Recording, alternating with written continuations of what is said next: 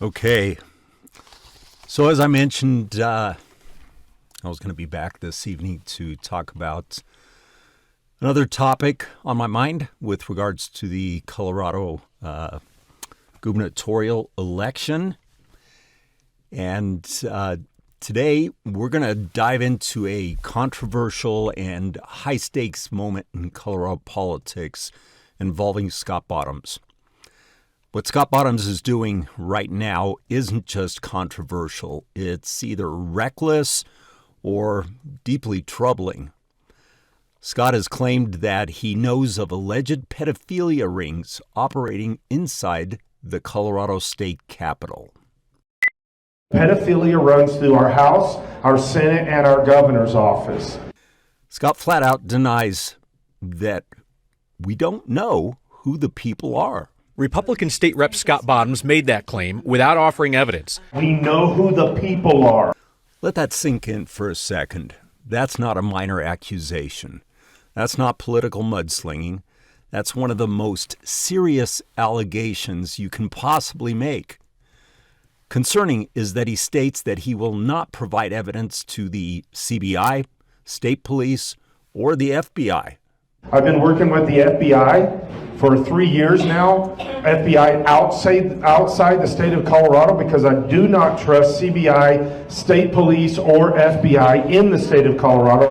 This is your future governor. He won't work with state law enforcement.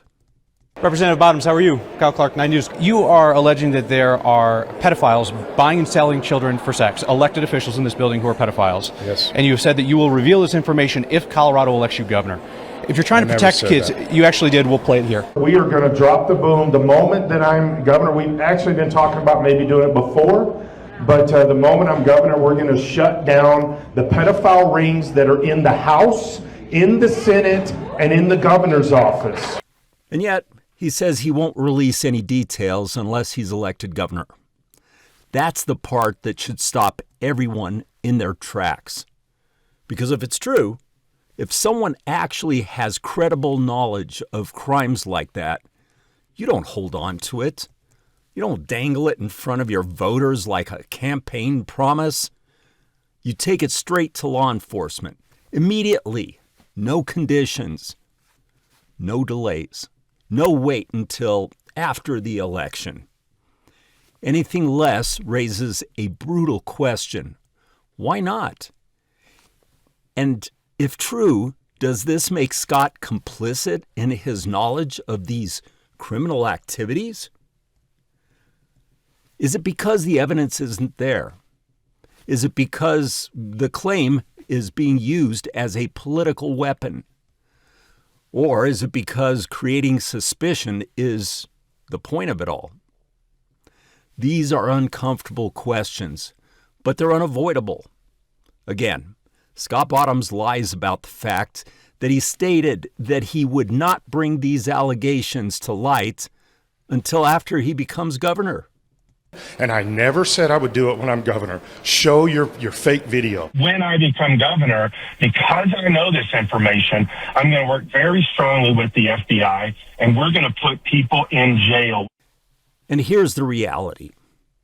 As of now, there's no publicly presented proof, no documentation, no formal case tied to what's being alleged, just a statement and a promise to reveal more later, under very convenient circumstances. That's not how accountability works. That's how narratives get manufactured. Now, to be fair, people are frustrated. Trust in government is low. Many voters are primed to believe that something is broken behind the scenes. And statements like this tap directly into that frustration. But there's a difference between exposing corruption and exploiting distrust.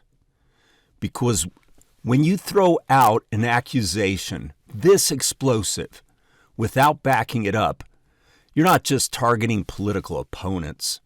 You're shaking public confidence in institutions as a whole.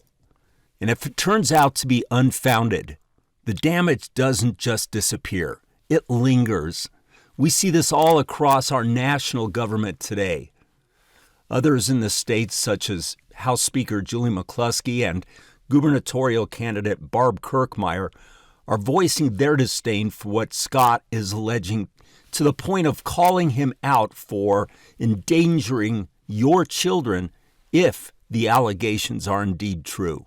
You're full of crap. I believe that we have a politician who is recklessly endangering others by making false allegations and accusations that are unfounded, simply to garner attention. Democratic House Speaker Julie McCluskey says Bottoms' allegations could lead to violence against people at the Capitol. It puts all of us in danger. Republican Senator and gubernatorial candidate Barb Kirkmeyer agrees. I think one of two things. He's either made it up, or two, he's been sitting on his hands for over 3 years while little kids are maybe getting trafficked or raped. That's just disgusting to me.